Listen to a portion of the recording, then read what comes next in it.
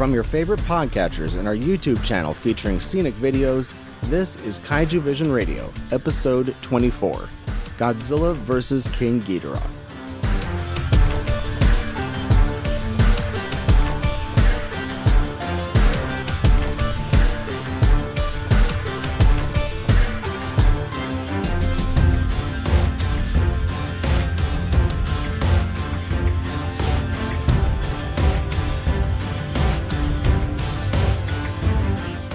Hello G-fans and kaiju lovers, and welcome to Kaijuvision Radio, a podcast about the appreciation of giant monster movies and discovering their historical and cultural value. I'm Brian Scherschel. And I'm Nathan Marchand. In this episode, we will be covering the 1991 film Godzilla vs. King Ghidorah.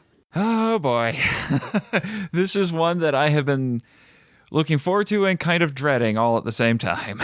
It is one of the highest rated films in the entire franchise, according to that movie database. So we'll see what happens. This is definitely one I think probably everybody has an opinion on one way or the other. Yeah. I think it's the most memorable one of all these Heisei movies, actually.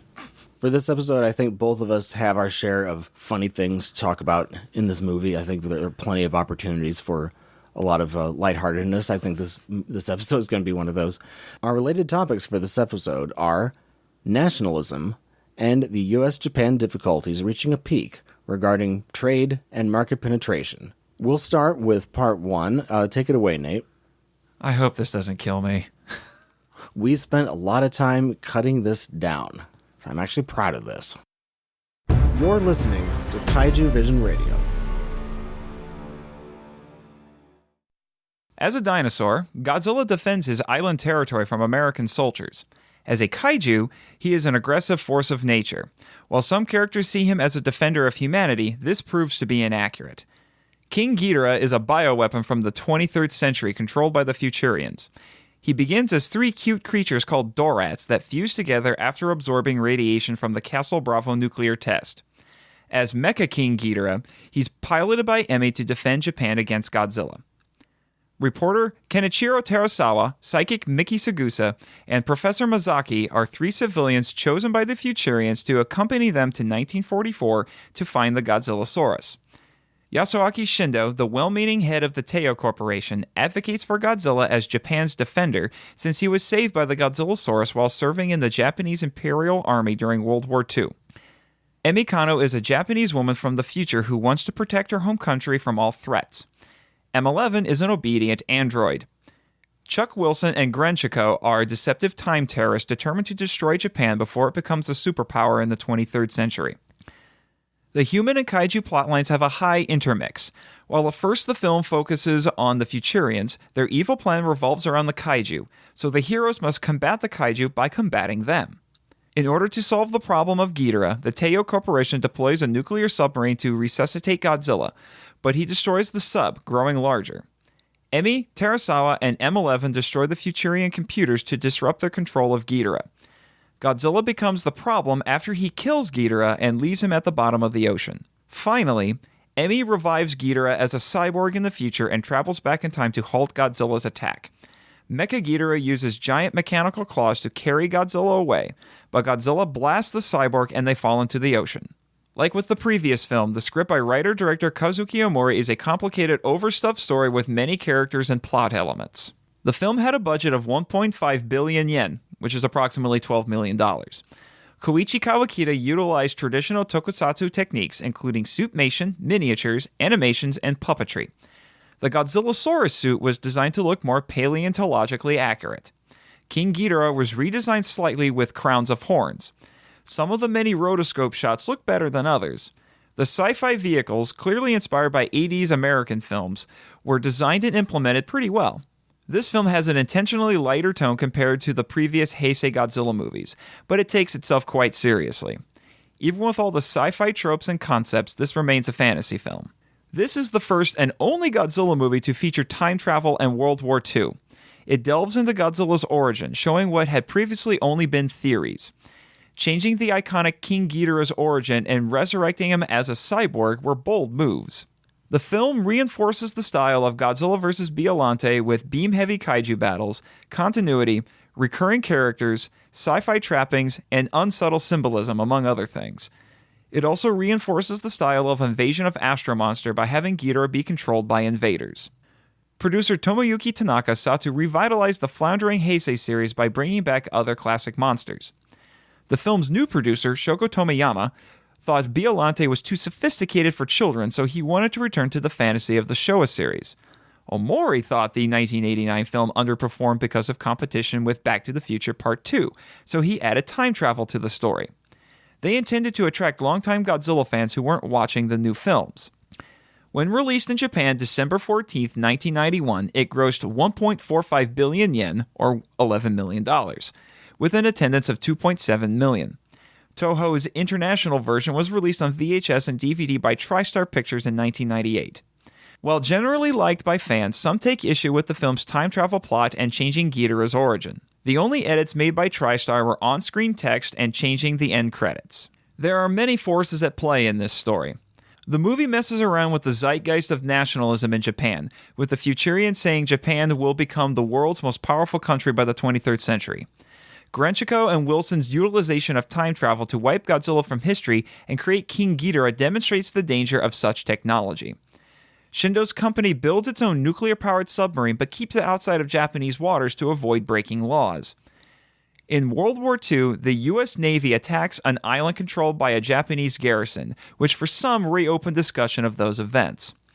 Like previous movies in the Godzilla series, it demonstrates how post-war prosperity and growth, led by Shindo, can be destroyed in the blink of an eye. One of Shindo's squad mates protests at a museum saying the dinosaur that saved him would destroy them if they didn't change their ways. Issues regarding Japanese nationalism pervade the film. Though there doesn't seem to be a specific theme, the film is definitely pro-Japanese. The film also echoes Invasion of Astro Monster's thematic element of not trusting outsiders. This concludes part 1 of the podcast. You're listening to Kaijuvision Radio. Thankfully, I survived to see part 2 of the podcast. Let me check my pulse real quick. Yep, I'm still here. So, part 2 of the podcast will be our opinion and discussion of the film at hand. Although, to help us out with that, I brought a little friend with me. If you could see the hypothetical video feed for this podcast, you would see I have brought my old Trendmasters Mecha-King Ghidorah action figure. I couldn't resist. But, so Brian, thoughts on this movie? Overall, I like it, but in a almost Mystery Science Theater kind of way. I when I watch this movie, I usually watch it with the English dub on, and I think it's because that's a guilty pleasure just for this movie. But overall, it's not boring. And out of the Heisei movies, I watched this one maybe more often than any of the other Heisei movies, besides Return of Godzilla, probably. The reason I joked at the beginning that I had been looking forward to this while also kind of dreading it is because this is the film for which my opinion, especially since you and I started planning this podcast, I think for both of us, I think this is the one that our opinions have fluctuated the most. I was wondering if it was going to be a lot of ranting and criticism, which we're going to avoid doing, but I saw this one for the first time when I was about 16, when TriStar released it. Finally, it was one that I had been made aware of beforehand, but I never thought I would get a chance to see. And it's on paper, it sounded interesting. But even when I was a teen, there were always things about the movie that I had difficulty swallowing. But I had a hard time figuring out what those were. So to answer your question, I wish I liked it more. It would be the best way to put it. When I first saw this, it was on television, and it was in the late 90s. However, I started watching it at the beginning of the part where they show 1992 AD, and that's when Godzilla starts attacking Tokyo. And so that's really late. Yes. And so imagine all of the questions that were going through my head. This is not a movie you want to start late. And so then Mecha-King Ghidorah shows up, and I'm like, what are these people talking about with all this time travel stuff? This is interesting. And yet, annoying at the same time. See, I was aware of Mecha-King Ghidorah because of the Trendmasters action figures. Yeah, I didn't even nice know. looking. Yeah, I didn't even know that these movies existed. So when I started watching the Showa movies, every time I see Ghidorah show up, I keep thinking, "Where's the cyborg come from?" I'm waiting for the cyborg, and then I find out later, oh, there were more movies. That's where it's from. So the way that we'll tackle this is we'll start with things that we liked. And then by the end of this journey, we'll get to all the stuff that we think was funny or amusing in various ways. I think this will be fun. Mm-hmm. So, stuff that we liked. Hopefully this takes longer than the other parts. I'm not optimistic, though. A lot of people like this, though. And we'll talk about that, too. Yeah, I'm a little confused by that. I don't hate it. It's definitely amusing. It's definitely a lot of stuff happens. This is more stuff happen in it than in Biollante. I did enjoy hearing Ifukabe again. Yeah. That was nice. It was a little, even though this isn't the first time I've watched the movie, watching them in order, knowing what I know now, it was a little bit weird at first because the music in the previous two Heisei movies was very different. Yeah, no more video game music. I'm sure from the studio's perspective, bringing Ifukabe back was a smart move because they're hoping to get the longtime fans to come back. They're going back for the classics. Mm-hmm. Although it's just odd.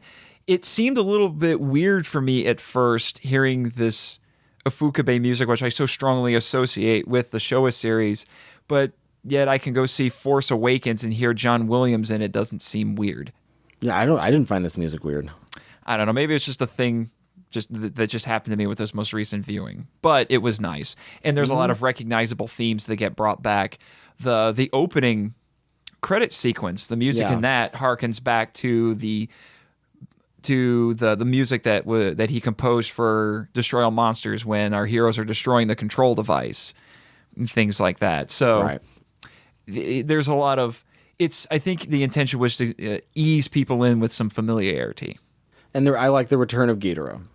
I like this design for Ghidorah. I don't know about you, but I think in terms of design, this is probably my favorite version of Ghidorah. For me, it's Showa. But this isn't bad. I still like it.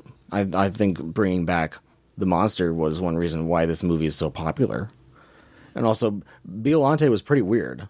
And so this is us getting snapped back into more familiar territory. The idea of Ghidorah being a genetically engineered bioweapon from the future, in concept, I can get behind. I think it's a really interesting variation of what we had before. Since all this genetic stuff's going on at the time, it makes a little bit more sense. But I don't like it. I prefer Space Monster. Space Monster is a cleaner, easier origin, but it's just more classic. Yeah. But like I said, it works. Like I said, in concept, I appreciate it. Mm-hmm. One thing I liked was how this movie does mess around with the zeitgeist of nationalism, all at the time when Japan was going through a very, very, very interesting time in its history. Maybe one of the most interesting times in its post-war history, for sure. One thing I will compliment the special effects involved with Ghidorah for this film is that the heads look a little bit more coordinated this time around. Whereas a lot of times in the 60s movies, they just looked like they were just kind of flop. In this one, they very much look like they're in sync with each other. They look in the same directions a little bit more. They look a little bit more coordinated. So I really appreciated that, particularly when Ghidorah's flying. I like the opening scene in this movie because it tells us we're in the future, which is interesting. It's underwater. And the first glimpse we get of Ghidorah is his corpse. We don't know what the heck has happened. And there's a head missing. And there's a head missing. And then Emmy, but we don't know who she is yet, says, this is Ghidorah. He fought Godzilla in the 20th century. And she's talking to another character. So it's setting up a lot of things. It's setting up intrigue. So the audience is wondering, how did Ghidorah get here? What happened? And then the opening credits start, and it goes back to 1992. So it's I think it's a great way to open it up. It's almost like a 1 minute long or so intro scene before the titles start. I think you need at least that long in order to lead us into the script for this, which is approximately a ream of paper. I like the Futurian ship, their little UFO-looking thing. I think it looks pretty cool. It's a nice design. I like the moving parts and the lights. Obviously, you don't. Yeah. It looks pretty, I guess. It looks like a Christmas ornament. Hey, that'd be a wonderful Christmas Like ornament. this little spinning Christmas ornament with an LED light inside it. Well, you know what's funny? I don't know if it's mentioned in the movie, but I think the name of that ship is Mother. And the smaller ship that flies around that looks like the airships from Terminator. I thought it looked more like a Klingon bird of prey. Either way, but the smaller ship is called Kids. And these are all in capital letters from what I was seeing online as if they're acronyms. I didn't know that. Okay. Interesting. Obviously, I like Shindo, the character, and I love Yoshio Tsuchiya. He's great. I think that's another reason maybe why this movie is rated high. He's probably the best character and actor in the movie. It's almost like it's a different movie when he's in it. Yeah, I feel like when he's on and when Shindo is in the story, it feels elevated. And maybe that's Tsuchiya. It's like a safe place for me to run to when the rest of this movie is unfolding before us. And like the scenes with him, they make sense more. Yeah. And Shindo has the most interest, actually has an arc, and it has an interesting arc. Yeah. Like the ending of the movie, that little mini soliloquy that he does, and then the part where he gets vaporized. All that stuff leading up to him getting vaporized.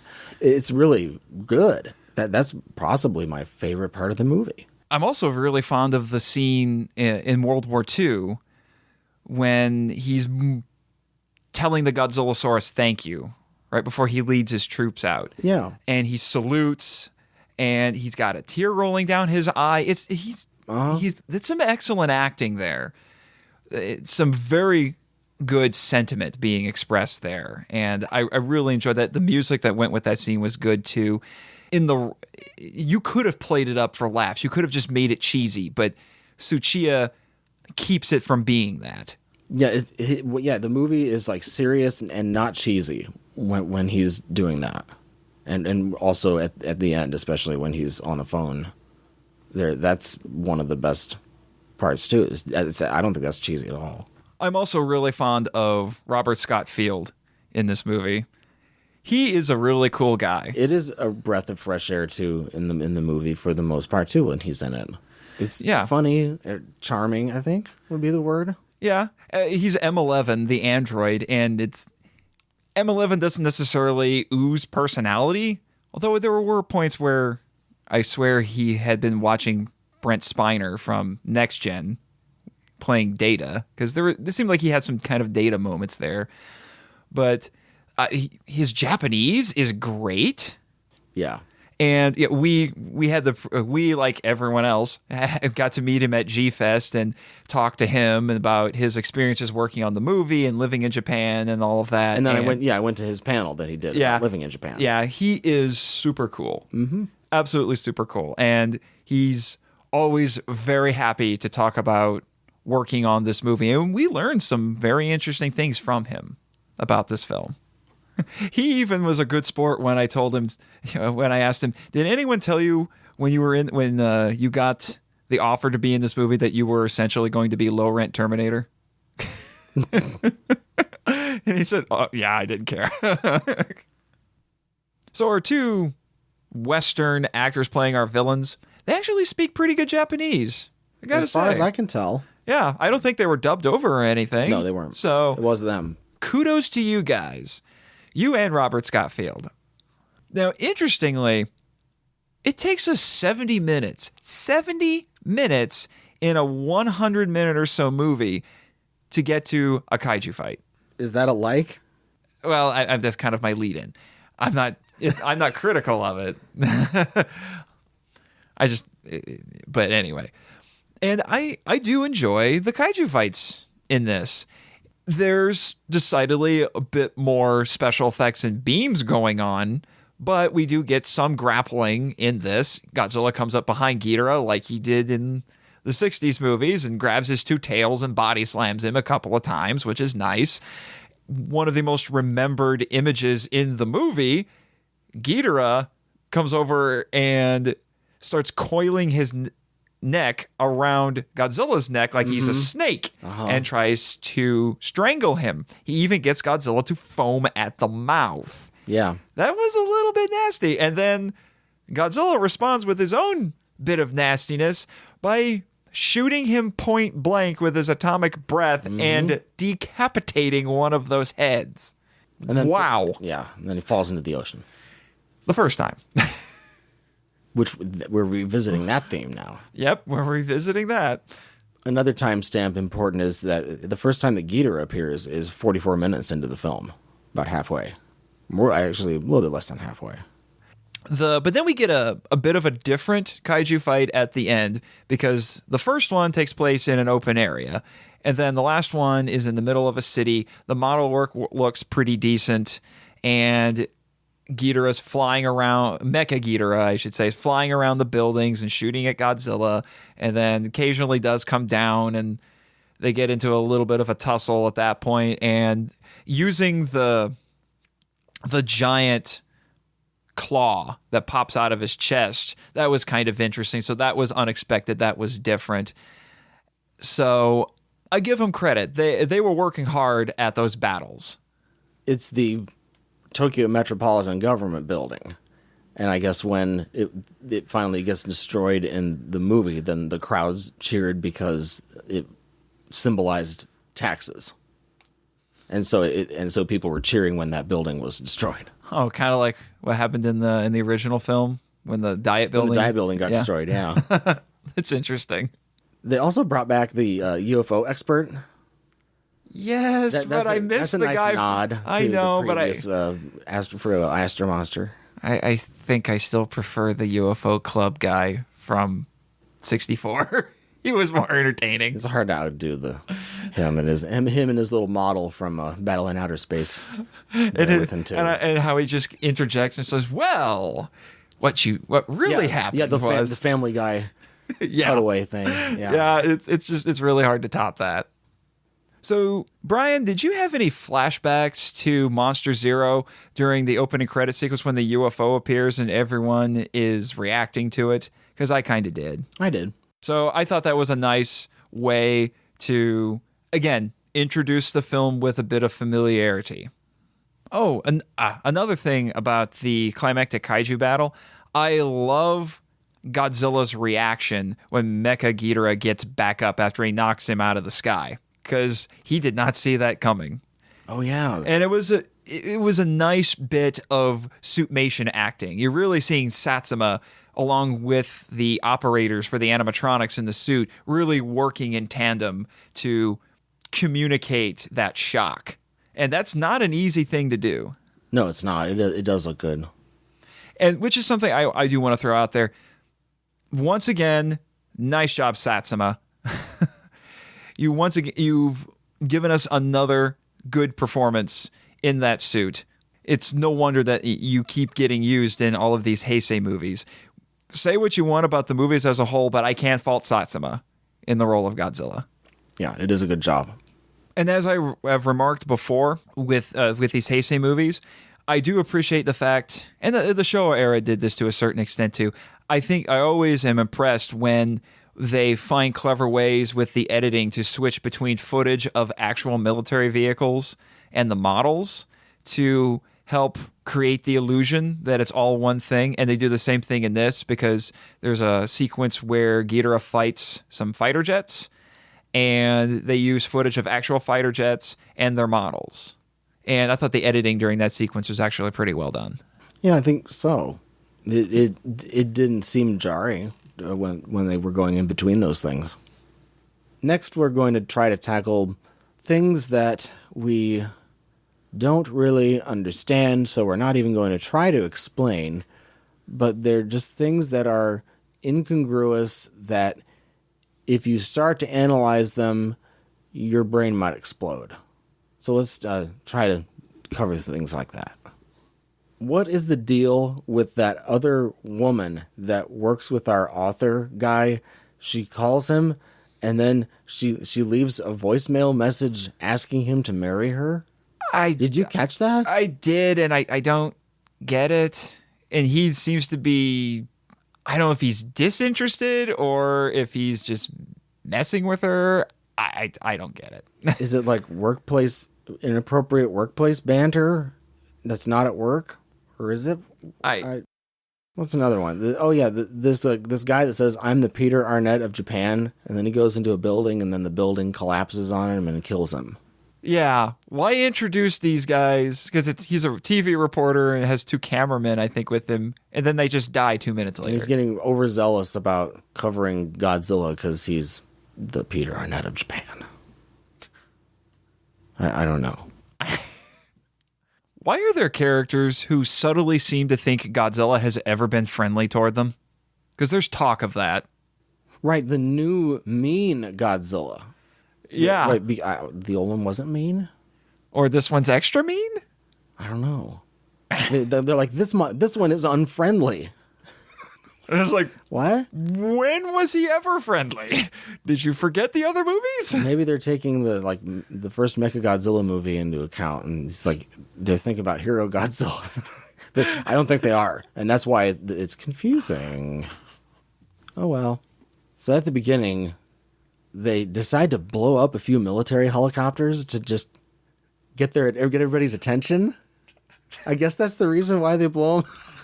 And it's the guy with the official military Southern accent, and then he just gets blown up. He probably had it coming. And then it's like, what? That's how you say hello? Why is that in there? It's just confusing. Or in this one, Godzilla can magically make himself grow by absorbing other radiation from subs and all of that, but that never happened before. Okay, pick one or the other. There are several instances where people make comments about how things like psychics and dinosaurs are unusual, and Terasawa even tells the woman we were talking about before on the phone that he doesn't write fiction. I'm pretty sure the last couple of movies have established that dinosaurs and psychics are well-established parts of this world. So it seems like Terasawa and some of these other characters live in reality while everyone else is in fantasy world. Yeah, they're set in fantasy world. And so what's this guy talking about? Yeah. It's like, okay, you live in fantasy world. There's Godzilla is well established, all this other stuff. It's everywhere. And yet he's like, no, I want to write nonfiction. And it ends up being about the same thing. Yeah. Because that's what the reality is. Yeah. It's odd. It's weird how so many things are trying to be realistic, and yet there's fantasy just right in your face. My favorite part of the whole thing is someone says, referring to dinosaurs, never seen a live one. Then what's Godzilla? I thought that is yet another one of those moments when you're watching this movie.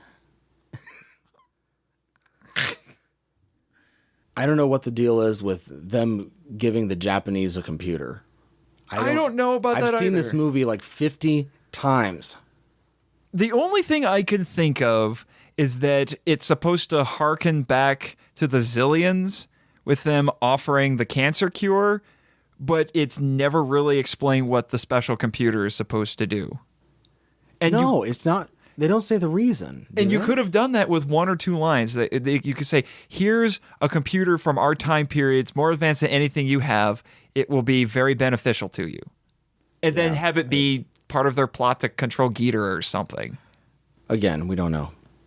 Another moment is the preteen Caucasian android boys. Did you catch that? Like, Yes. it's hard to not notice after seeing it this many times. They're the Futurians' minions and the crew of their ship. They're like little Wesley Crushers. Oh my gosh. They sort of look like it's like Android Wesley Crusher. Does this mean Kazuki Omori was watching TNG? I would hope so. But that's the only... I cannot make any connection to why there's in there. It's funny.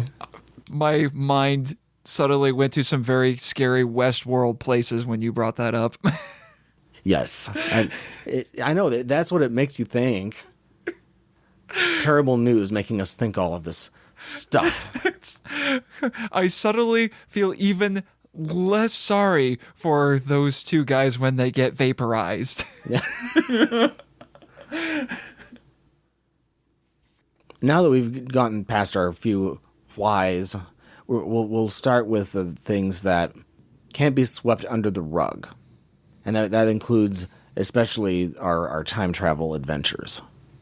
This is the part of the movie that for a long time leading up to this, I knew was going to be the part that was going to drive me the craziest. And I'd have to work the hardest to not just rant about it. But the thing is, the movie doesn't care that much about it. So I want to begin by saying, and I'm speaking as a professional writer, writing time travel is hard. Throwing it out there. I commend Omori for wanting to try it. It's different. And using the time travel to delve into Godzilla's origin story, that's interesting. I will say right up front, if I was a studio executive and someone came to me with an elevator pitch for a Godzilla movie and he said, time travel, Godzilla's origin, return of Ghidorah, I would be intrigued. The thing is, those are three things that can be very difficult to piece together and make work. And I'm not saying that Godzilla and time travel can't work. Every comic book company that has published Godzilla comics in the United States, when we're talking Marvel, Dark Horse, and currently IDW, they have all done time travel stories with Godzilla. And those have actually been very effective. I've read the Dark Horse story and I've read the Marvel story. The advantage that they had, though, is they kept the time travel simpler. So there wasn't as many problems that they had to deal with. Because when you're writing time travel, you need to have good plotting and clear rules so that you can avoid plot holes, or at least minimize the plot holes. My go-to example would be Back to the Future. If you scrutinize Back to the Future, you will realize that there are some holes in how the time travel works. But everything around it in the rest of the movie is done so well that you gloss over it. The problem this movie has is that all of its problems are right up there in your face. This isn't the same as, say, the Zillions in Monster Zero. If you scrutinize their plan, there are some things that don't quite make sense about it. But it's done so well that you don't think about it. And I think that's the biggest difference between Omori and Sekizawa. Right, so this can't be swept under the rug, all of these things, because it's right out there. It's right in front of you. The first one I want to bring up is it's stated in this film that one of the rules of time travel is that you can't have the same person existing in the same time period. One of them will disappear. Except that doesn't seem to apply to kaiju, because Ghidorah exists in the same time period at the end of the movie because he comes back as a cyborg, but the corpse is still at the bottom of the ocean. Glossed over that one. However, the thing that has always bugged me the most about this movie, ever since I was a teenager, is the character's goal in this movie, as in many time travel stories, is to alter history. But when they come to the present, nothing has changed, but everyone acts like it has. Everyone is acting like Godzilla doesn't exist anymore, and they need to go send a submarine to make the dinosaur into Godzilla. But there's nobody talking about how the cities he destroyed are no longer destroyed. The people he killed are alive again. None of that. That has bugged me more than anything else in the time travel with this movie. Because it seems like such a basic, easy concept to do. And I think there was a lot of story potential that they missed with that. What I find interesting is that once you introduce the time machine into a story, the time machine becomes the most valuable thing in the universe. Immediately, the objective should have been get control of the time machine in order to change everything back to normal. Undo all the stuff that the terrorists did.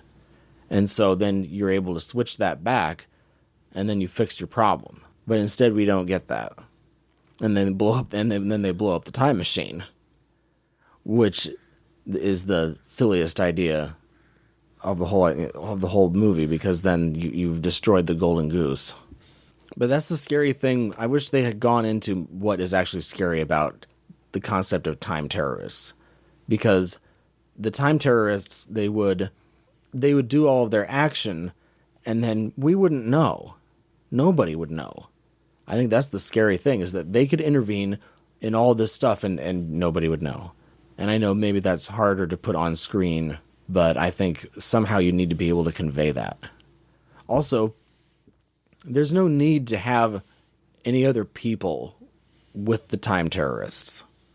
They choose Miki Saegusa and our scientist and our author, and then they take everybody together to go back to the past and take care of Godzilla.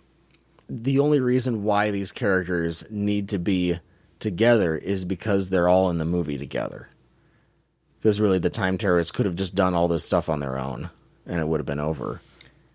And so that's one thing. And then we were talking about this earlier about how Emmy lets the Dorats go, even though she wasn't in on the plan to create Ghidorah.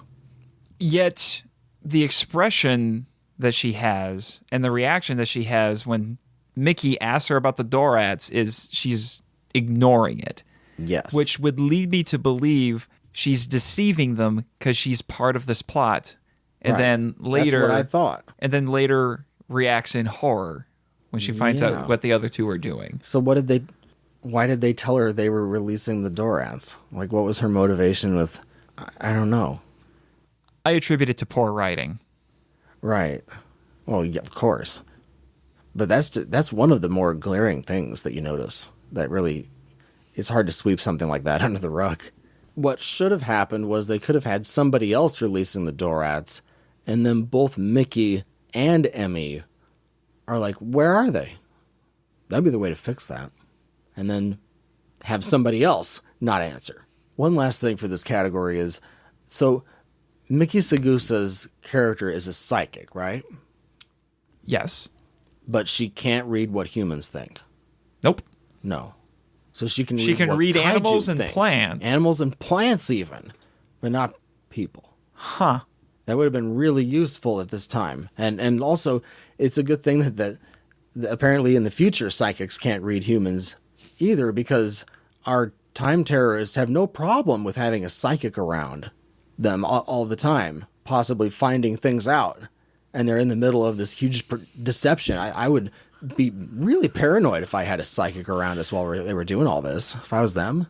But this is not... They're sure this is applying a little bit of realism to this, that even though it's pure fantasy, but at the same time, I think that is kind of funny that it's like, oh, Mickey's really... She's not reading anything. Yeah, she doesn't even really use her powers that much. I think she uses it once, and it's just I know Godzilla is out there. Oh, yeah, that's right. Yeah, I didn't understand that part either. That was interesting. But even though her abilities are really vague. Yeah.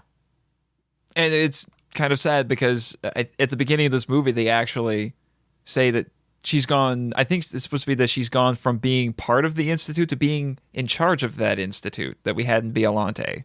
Yeah. So she got a promotion. What was the place called again? The Psychic Exploitation Center. That doesn't have the same ring to it as the Xavier School for Gifted Children. No, does not. Okay, now let's move into stuff that we did not like. And we're going to just try to get the big categories through. The biggest problem I have is the dubbing. It's kind of hilariously bad, though. Oh, it is hilariously bad. Like I said, I listen to it. I prefer listening to that track when I watch this movie because it makes the movie more entertaining. However, it's cringeworthy. So many, just about every sentence is cringeworthy in some aspect or another. Well, I can tell you why. It's because the dub was done in Hong Kong. It wasn't our usual place that the show series did dubbing, no. No. It feels like 5 people did all the voices. Yeah, in fact, I read online that Toho used the same dub studio in Hong Kong for all of the 90s Heisei movies plus 2000, and when TriStar listened to that dub of 2000, they said it was so awful that they were just going to dub it themselves. The one thing I particularly cringe at is Godzilla. I think it's said 3 times at least. This is not the first movie that happens in, but that makes it even more glaring. You have no excuse if after 20 years you still can't say the name right. Horrible to listen to. It's painful, actually, I think. I think my favorite is when Chuck Wilson says King Ghidorah. Oh, when he says, "Kill it, King Ghidorah." Why? Wilson is Al Gore, by the way, everybody. In case you didn't know, that's Al Gore in the bad suit. Numerous bad suits, actually, including a pink one. If I was to ever do a riff track for this movie, which I would love to do, I would love to put in a line where after Grenchico tells one of the heroes off, I want to add, "How's that for an inconvenient truth?" I hate the Dorats. The Dorats are annoying, and they don't look very good. If you put 3 people on the island, would that just turn into a 3-headed human monster? I keep thinking one of 2 things. One, they look like terrible gremlin knockoffs. Second, obvious attempt at merchandising. Uh-huh. Because I could easily see those things getting turned into plushies or toys or whatever and marketed to kids. And then you could sell them 3 at a time. Oh yeah, brilliant marketing there. I have a hard time. I know it's supposed to be ironic, but I have a really hard time believing that those 3 tiny things turn into a 400-foot golden dragon. It seems like a totally different idea that just got slapped in there. And I think somebody just they're just like, "Oh, the Dorats, let's do Dorats." I'm like, I don't know. I don't think so. The various effects during the Ghidorah attacks on the cities, I'm not really all that big of a fan of. And it's the part where they show the city, and then they show Ghidorah, and then there's like these explosions happening in the background. And like nothing's happening on the screen, really. There's just projected explosions appearing. It didn't do anything for me. That's actually one of my biggest gripes with this. I mentioned in our Ghidorah 64 episode that his attacks on the city really got to me. There was this Lovecraftian dread and helplessness that I felt when I was watching it. I don't have that here. That awe is just not there. There's no impact. I think maybe they just should have done a shorter sequence and had actual stuff being blown up. I wish I could figure out why Ghidorah's attack on the city in this doesn't have the impact of the original. And I don't know if it's the special effects or if it's the editing or just the attitude that it's presented in. The atmosphere is not there. Yeah, the atmosphere. That's what it is. The atmosphere is not there. The doom is not there. Yeah. Yeah, because I just don't feel the same. No.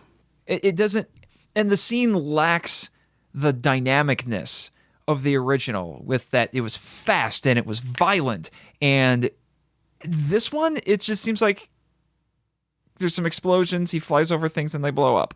Yeah, it's like, they'll rebuild. They got it. They'll be okay. And then the other thing that I kind of have a gripe with this movie is in the original movies, it always took more than one monster to defeat Ghidorah. Because Ghidorah was supposed to be that powerful. He's not in this. In this, he gets beaten just by Godzilla in one fight. And yes, I will admit, it was clever to do the thing with decapitating one of the heads. But this Ghidorah seems to be weaker than the other one. It's because this Godzilla is unfriendly.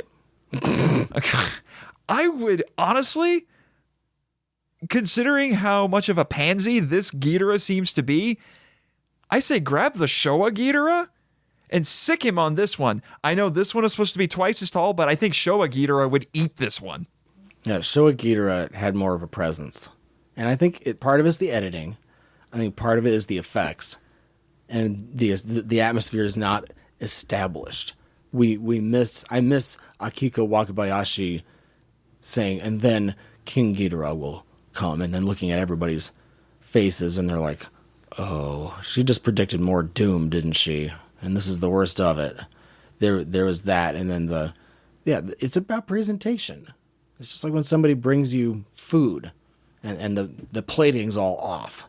I think this is what we have, is the plating of our Ghidorah was not expertly done. And the other problem with Ghidorah is, I don't know what it is. It's a common problem in the Heisei movies. I hate Ghidorah's wings in this movie. They look like plastic. Too flashy or shiny. Well, the worst part is... It just looks fakey. The worst part is when Godzilla shoots one of the wings. And it's supposed to be the membranes. And the pieces of it are like little... Yeah, it's supposed to be membranes of skin. Uh-huh. But they look like plastic. Yeah. It doesn't work. But that's a common problem with these Heisei movies. They had trouble with wings. Next we'll move on to Major Spielberg. That little scene there that was on the naval vessel there. I think it's just, it took me out of the movie. That's for sure. I just think it's dumb. It's just Omori showing off that he likes American movies. We get it. Yeah, because before the advent of the internet, I had wondered if it was completely inaccurate, therefore making it even stupider. But I did a little bit of research and found out that Steven Spielberg's father, Arnold, did fight in World War II. He enlisted in the Army, not the Navy, and was stationed in India, not the South Pacific. Interesting. But still unnecessary. Yes. The whole thing's just still unnecessary. Yeah. And Steven Spielberg himself was not born until 1946, after the war. Maybe because the dubbing is just so bad, just like everything in the dubbing's bad. Maybe that's one reason why I didn't like it too. It's no better in Japanese. I can tell you that. Well, I've seen both. Yeah. It's bad either way. Because those characters are always speaking English. It's just that in the Japanese, it's those actors. But in the dub, they dub over them because they're bad actors. And then we have Major Spielberg a little bit later, who tries to have what I guess is supposed to be a clever one-liner after the battleship bombards the Godzillasaurus. And the best he can come up with is, "Take that, you dinosaur." Dialogue is important. One of the more significant gripes that I have about this movie is that it went into the origin of Godzilla in the first place. I don't think it's necessary. I also don't think it was done right in the first place with the way that this is done here. But I don't think it's necessary to even have an origin. Having that as mystery was okay. I didn't see any real reason to go back. But I generally don't see a real reason to go back to the war either. Honda, when he said that it went too far with our Godzillasaurus killing the soldiers and everything, even though they were U.S. soldiers and they were having a good time doing the movie and everything, to some people this didn't look all that great. And Honda, it was actually one of them.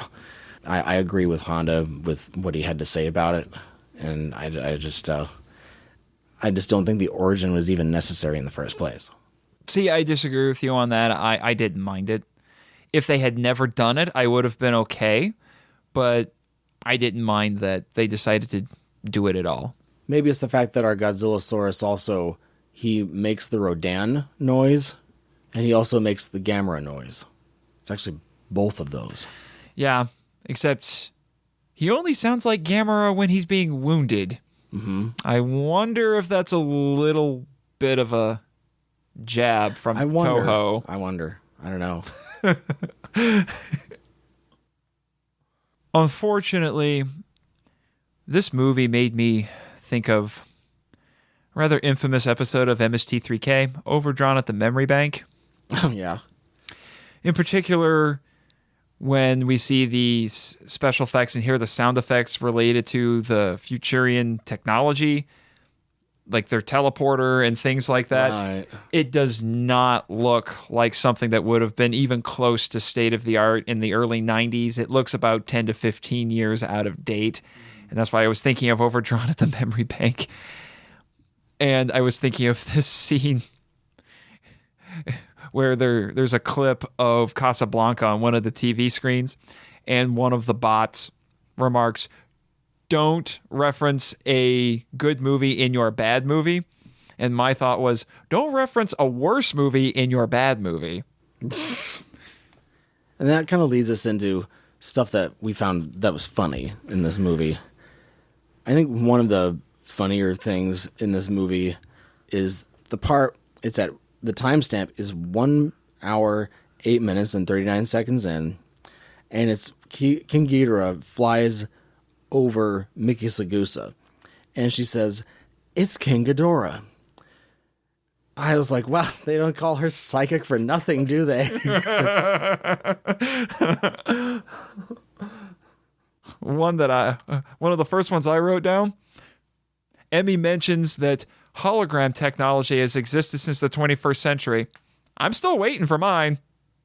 Also, at the 19-minute 41-second mark, did you see Terasawa's lunch? It's Godzilla ramen. It was. It looked like a dinosaur, Godzilla-looking dinosaur on the front of it. And he just opens it up and starts eating lunch. I'm like, Wow. it's Godzilla ramen. I want Godzilla ramen. This is something I didn't even know. I think I was looking at the ramen too closely. I was like, okay.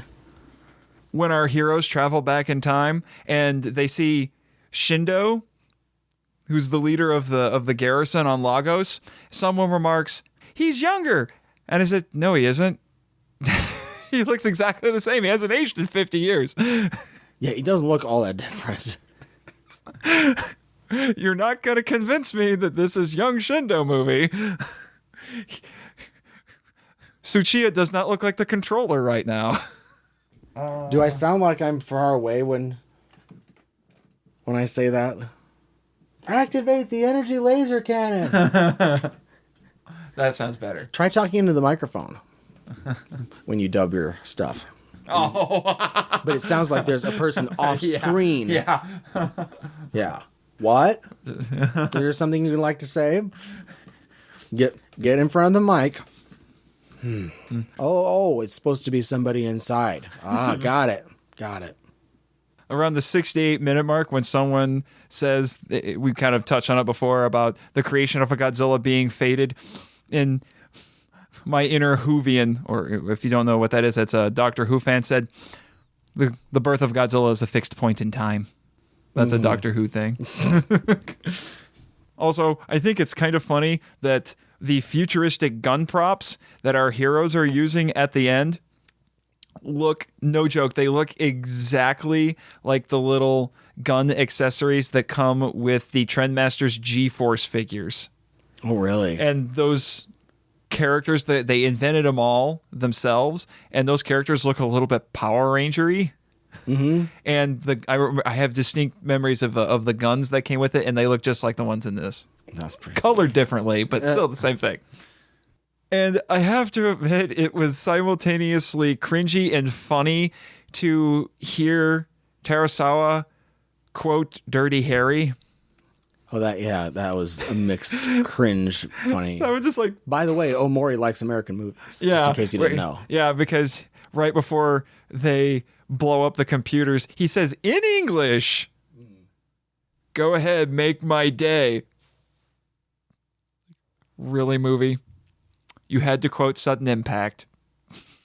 About 75 minutes in, when M11 does his little heroic dash to come in, and then he jumps on our two villains to save our heroes, I was thinking to myself, "Oh, Maury, that was a perfect opportunity for you to use the $6 Million Man sound."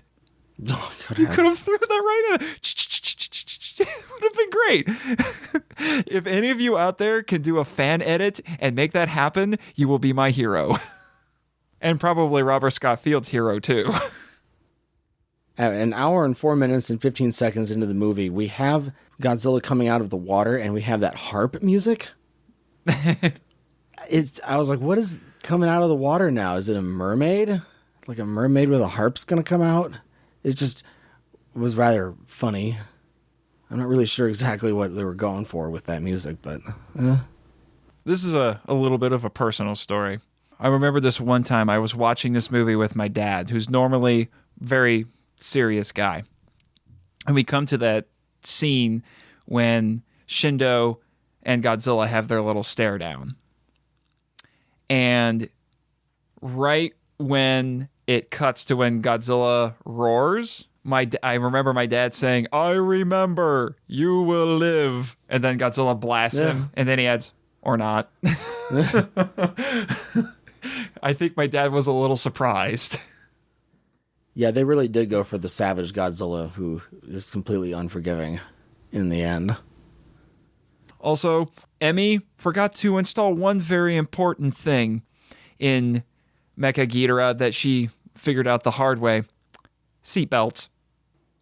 Yeah, they really knocked her falls around. right out of her chair. She gets thrown around all over the place in the cockpit. It's like, come on, seatbelts. Do you not have seatbelts in the future? Well, that leads into the fact that her tenure as the controller of Meka-King Ghidorah lasts a total of about 4 minutes. And then it's a spectacular, disastrous failure. And it's almost like when Deanna Troi got to pilot the Enterprise for 5 minutes and then crashed it. Also, I think it's a good thing, even though this might have been something that they may have toyed with at one point when you do a story like this. It's a good thing that Terasawa and Emmy didn't fall in love with each other, because she says, "Oh, by the way, I'm one of your descendants." I'm like, oh, good. You may have become your own grandmother.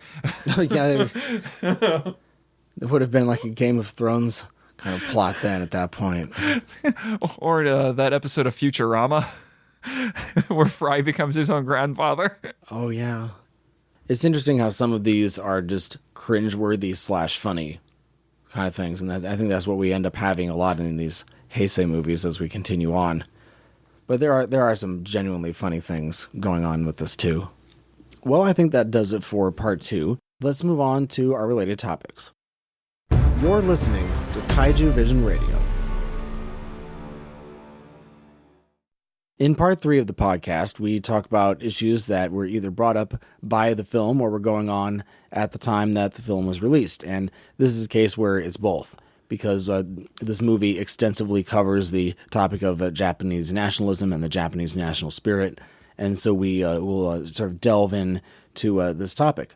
What was going on in Japan and the world at this time was a really, really unique situation, because at this time the Cold War was ending, and by 1992 the Soviet Union no longer existed. Japan and the world were going through a very odd time in history at this point because of the end of the Cold War, the collapse of the Soviet Union, and also the incredible amount of economic power that Japan had at that time, as it was in the middle of the asset bubble. And so the stock market was going through the roof at that time, and it looked as if Japan was on the verge of becoming a world superpower because of its economic might. In 1989, which was already at quite a high point in the asset bubble, the Nikkei 225 average was at about 28,000.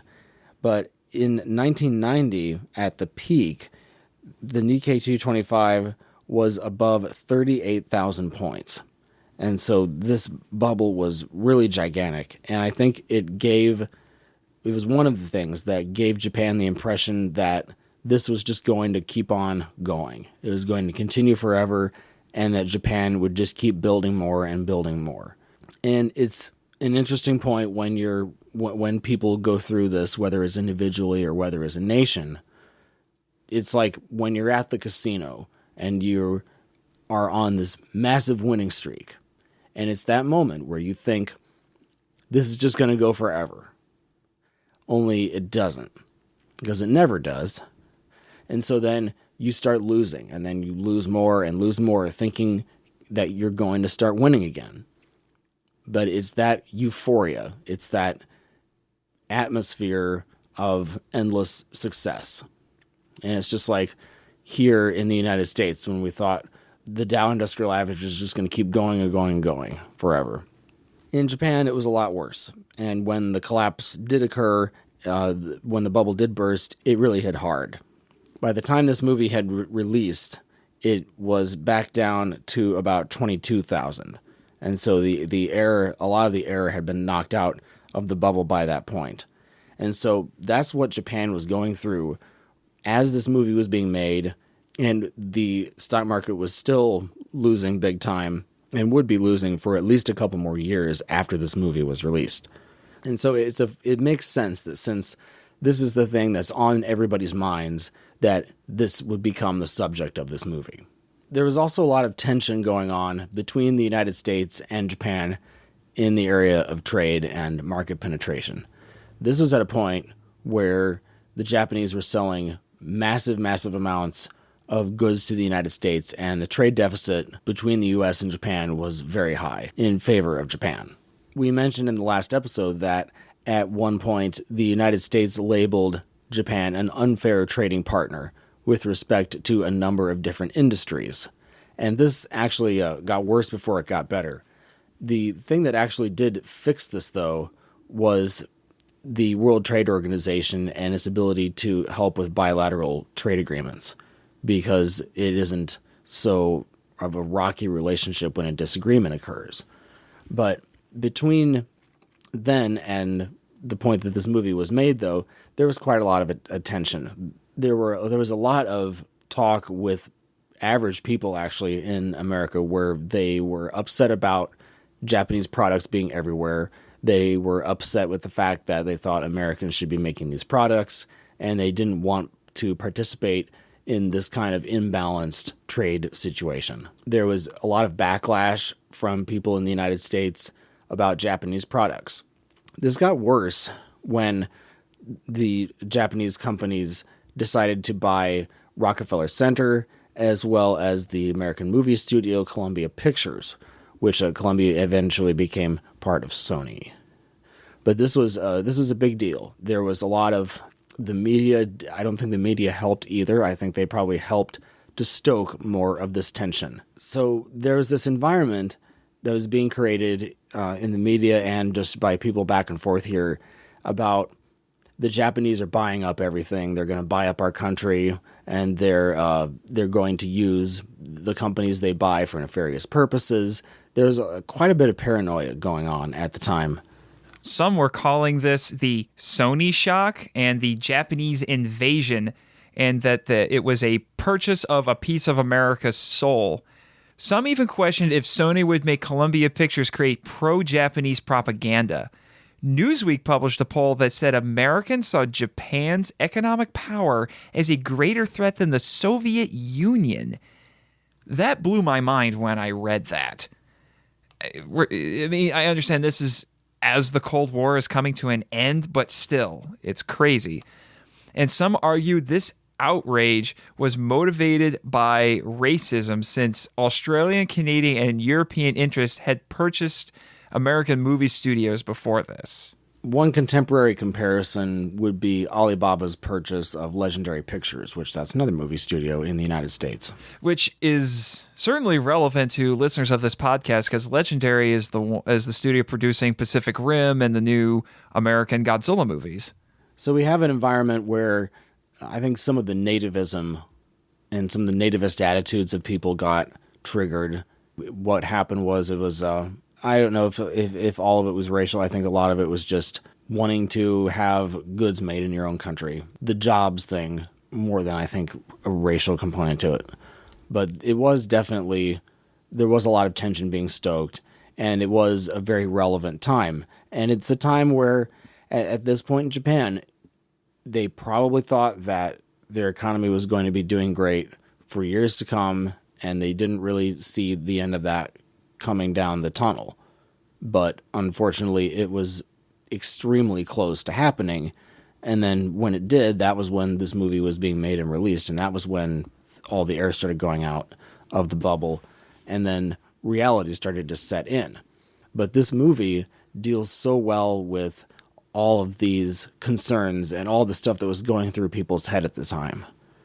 And it really was able to express some of the attitudes that people were thinking about where they saw their country in the future. A lot of this ends up being ironic because of just how the movie says, oh, they were buying up whole nations and everything. And this was just when the lost decade was starting. Eventually, because of Japan's economy rivaling that of the United States, some people in Japan started thinking that Japan was going to become such a big world power that they wouldn't need the United States anymore, and they wouldn't need the security treaty anymore.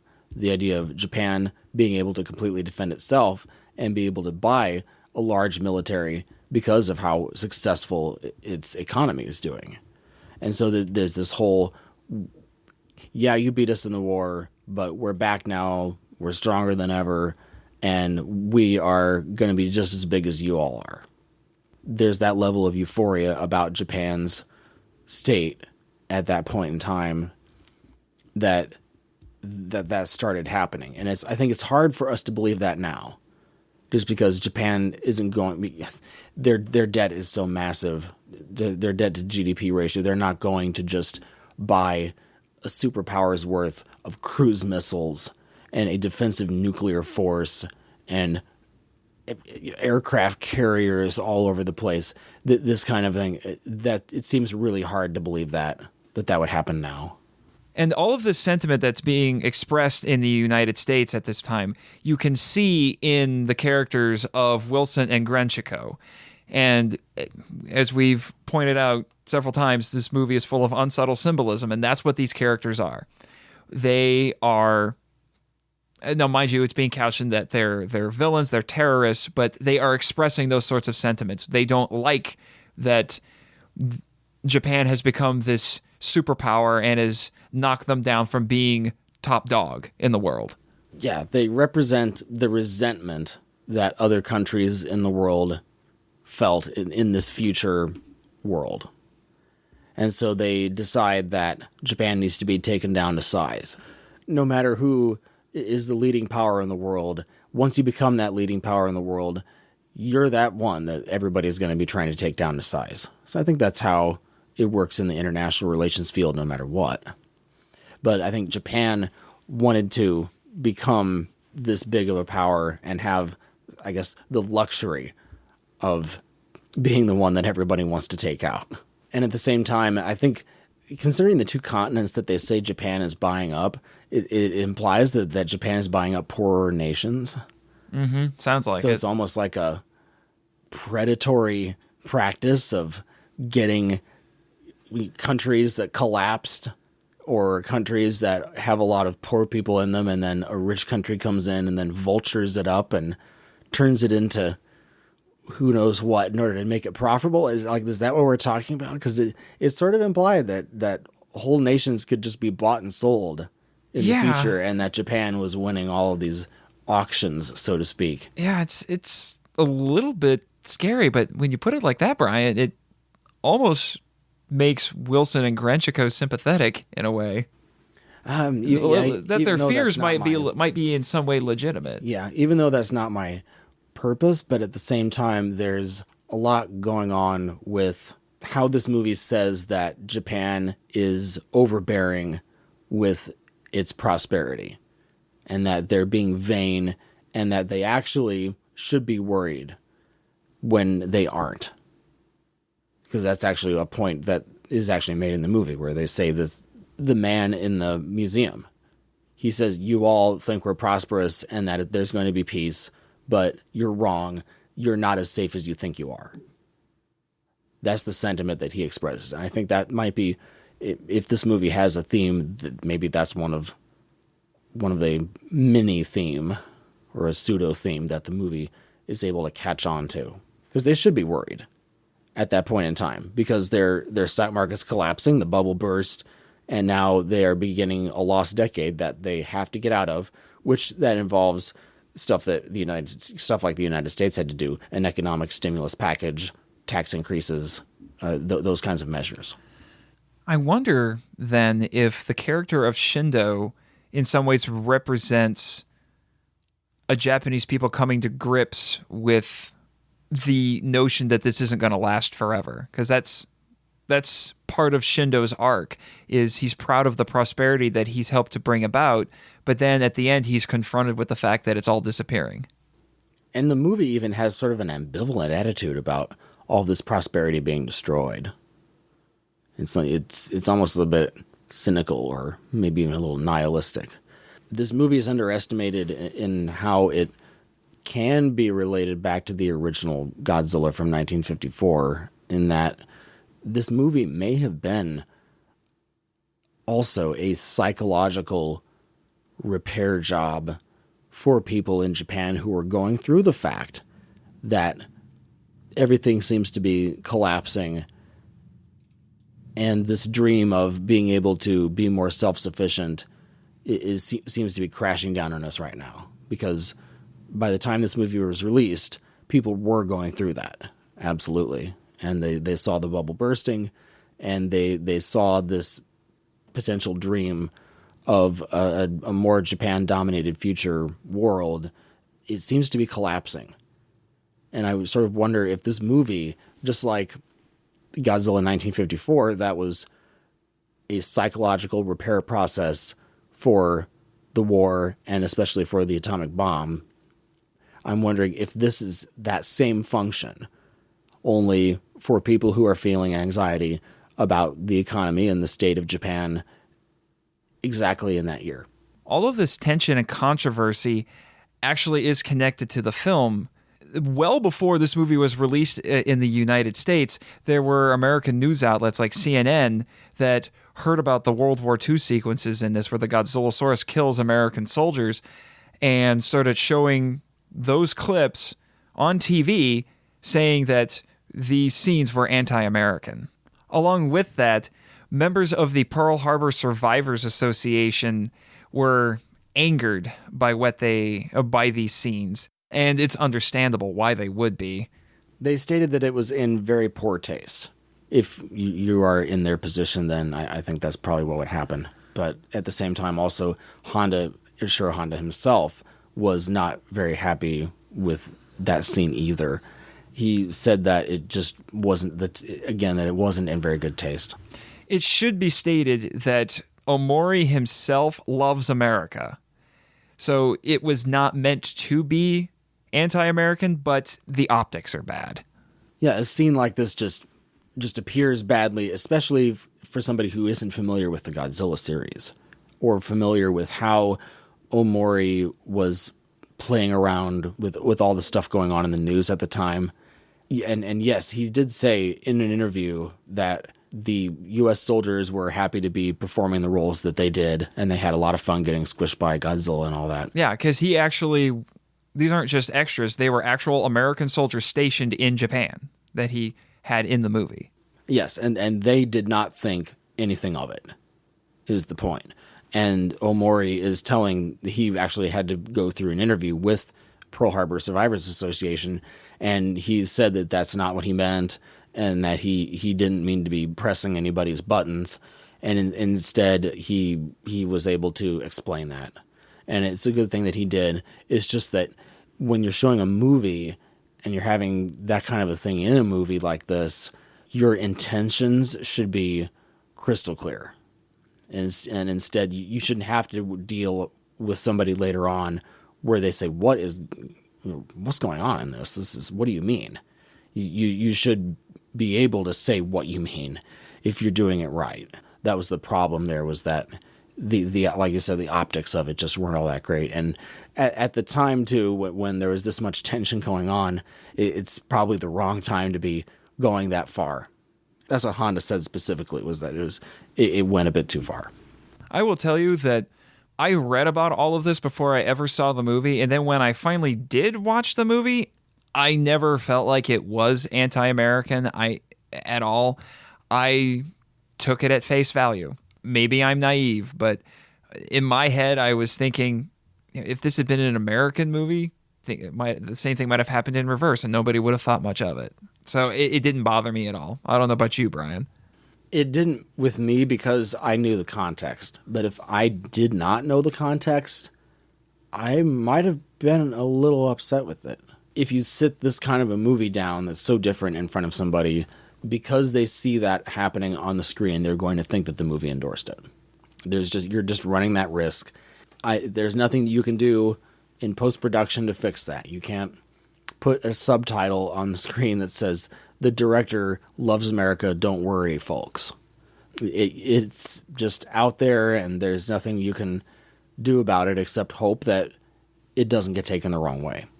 You don't want to put yourself in that situation because you painted yourself into a corner and say, "Well, I hope nobody takes this the wrong way." It's like, well, you need to do more than hope. You need to be clear about all of these forces at play that you're messing around with and throwing in a blender and creating this national psyche milkshake that everybody drinks down, and you just want to make sure that they know what they're drinking. One of the seminal objects of work that is really an expression of Japan at that very second in time would be The Japan That Can Say No, which was an essay, and it was made by Shintaro Ishihara and Akio Morita. Ishihara was an LDP figure, and he would go on to become governor of Tokyo for 13 years, and Akio Morita was the then co-founder of Sony. And Morita talked more about business and corporate climates and the difference between corporate cultures in the United States and Japan. And Ishihara, he concentrated more on the political side of things, more cultural end of things. Yeah. We want our listeners to understand that Morita and Ishihara don't necessarily agree on everything because this book is made up of essays that they each take turns writing. Ishihara engages in a lot of cultural imperialism while also criticizing what he sees as American cultural imperialism. And since the publication of this book, Morita has distanced himself from it, and I think that's in large part because reality changed. Yeah, reality is now a lot different than it was in 1990. Things have changed greatly, and the idea of Japan becoming the next world's great superpower, the idea of that died quite a while ago, considering where we are now. Once you're out of, it's almost like it's an ideological bubble was going on. At the same time, there was an asset bubble going on in that. Lots of bubbles. Yeah, there was a psychological effect of the bubble economy, and it was turning into a sort of political bubble in which this idea that Japan would go on to become such a controlling force in the world, that idea died when the bubble died. The important thing that after reading this and researching on it, the thing that I came away with was, it's funny for one nation to say you believe in your own superiority, so it will be your downfall. But at the same time, you're doing that yourself. You're telling other people your belief that you're superior will be your downfall. At the same time, you are engaging in your own talk of how you yourself are superior. This is why when one nationalism goes up against another nationalism, nobody wins. Because you just butt heads because it's the same thing on both sides. And often it just ends up being, oh, well, I guess we should have done that because it's just two bulls locking horns and then nothing comes out of it except just animosity. And the animosity nobody even gets anything out of it. This was a lot of it was a backlash against perceived cultural imperialism from the United States. The United States getting too much influence, too much power, and now because Japan's economic power is so high, it's the idea of we need to assert ourselves more. We need to say no. We need to be more independent.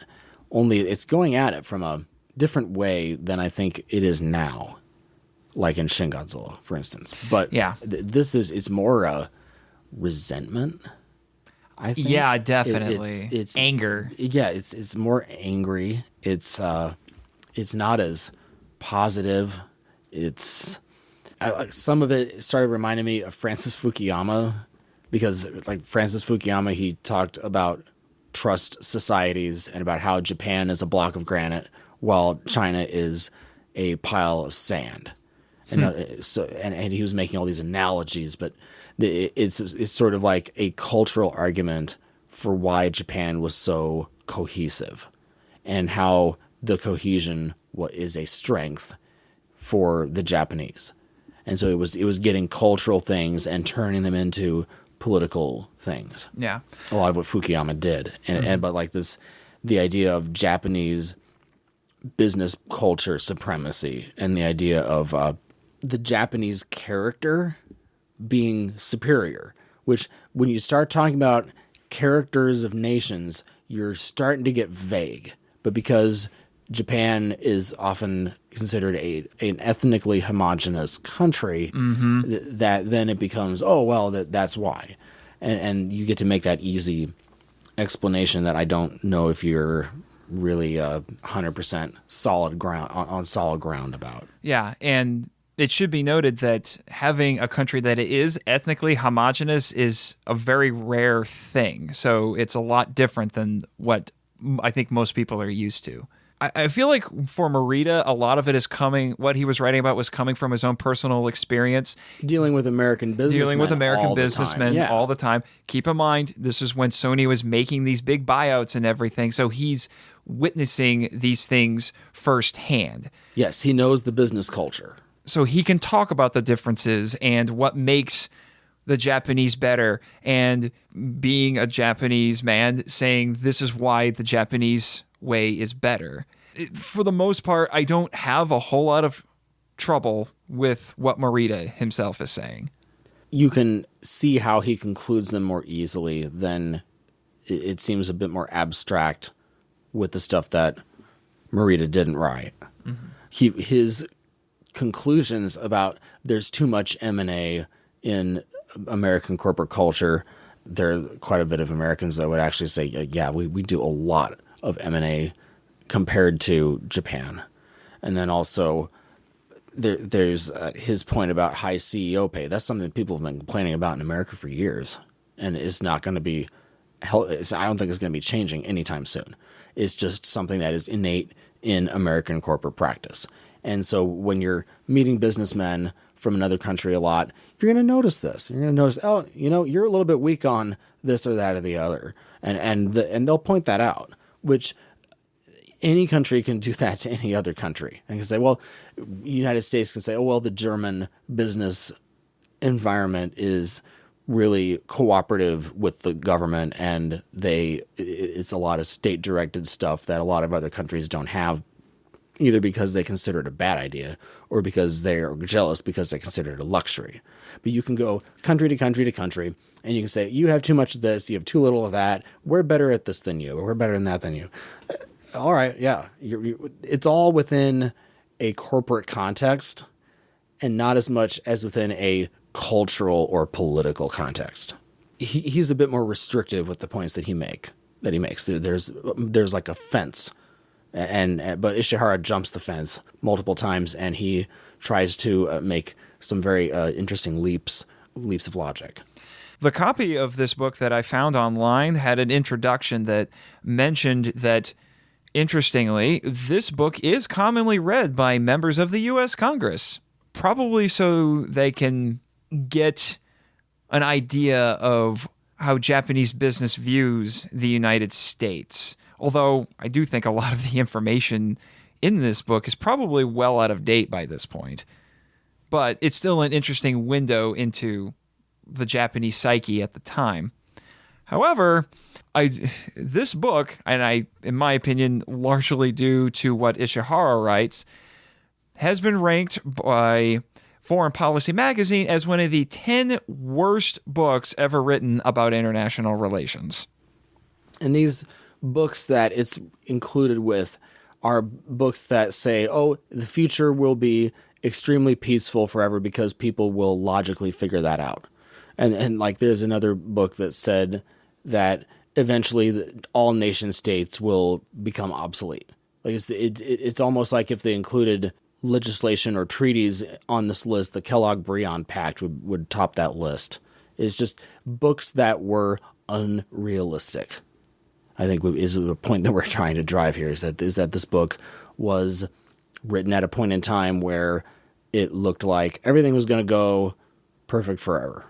And this is not one of those times. Rarely ever is. At this point in time in 1991, that is when the U.S. and Japan trade deficit peaked. And it was also at a point where the trade agreements were at the most friction. And later on, as we said, the WTO and other forms of negotiation helpers for trade agreements comes in, and the personal headbutting back and forth between Japan and the United States ended up not being so bad. We were able to work past those things, and then the tensions that existed at the time with the whole Japanese are going to buy everything, this concern abated, and people were able to concentrate on other things.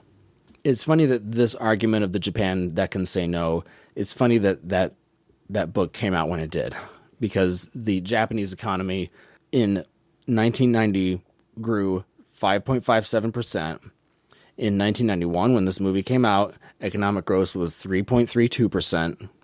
And then after that, we enter the lost decade. And it's at that point that the thesis for the Japan that can say no really collapses for the most part. In 1992, growth was 0.81%. In 93, 0.17%. And then we get 1.94% in 95, a little bit of more steam in the later 90s, but once the Asian economic crisis of 97 hit, things went back down again. Their economy was just starting to cool down and come back to normal right when this series of essays was released. As soon as this came out, everything came collapsing back down. One reason why this movie does quite well in the ratings compared to other movies in the franchise is because this movie does do a good job at playing around with all of these ideas. It's full of interesting concepts, and it juggles around a lot of intriguing things. If there wasn't that part of that to this movie, I think this movie would be boring. If it wasn't messing around with all this, even though it does it in an unsubtle kind of blunt instrument way, but it still does. It still does it. Actually, to be honest, Brian, I think I find myself appreciating this one a little bit more now at the end of this podcast than at the beginning of it. I think we can understand why a lot of people like it. I think it's one of the most memorable movies I've ever seen in my life. I don't think there are many movies that are like this. This isn't even really like some of the other movies in the Heisei series. I mean, technically it is, but story-wise, there's just so much going on that I don't know if any of the other movies in the Heisei series are this intriguing as far as just idea-wise, just because there's so much going on. That wraps things up for this episode. Next time on Kaijuvision Radio, Mothra returns. And we get really environmentalist this time around. Yep, in Godzilla and Mothra, The Battle for Earth. See you next time. If you'd like to get a hold of us and send us some feedback, we'd love to hear from you. Our email address is feedback@kaijuvision.com. You can also follow us on Twitter and on Facebook. Our podcast is available on Google Play, iTunes, Stitcher, Blueberry, TuneIn, Podcast Addict, our YouTube channel, and on our website, Kaijuvision.com. Thanks to Audiophiliac for creating our theme and bumper music. www.fiverr.com/audiophiliac. If you like our podcast, please support us on Patreon. I'm Brian Scherschel, and I edited this podcast. And I'm Nathan Marchand, and I'm the podcast webmaster. Sayonara.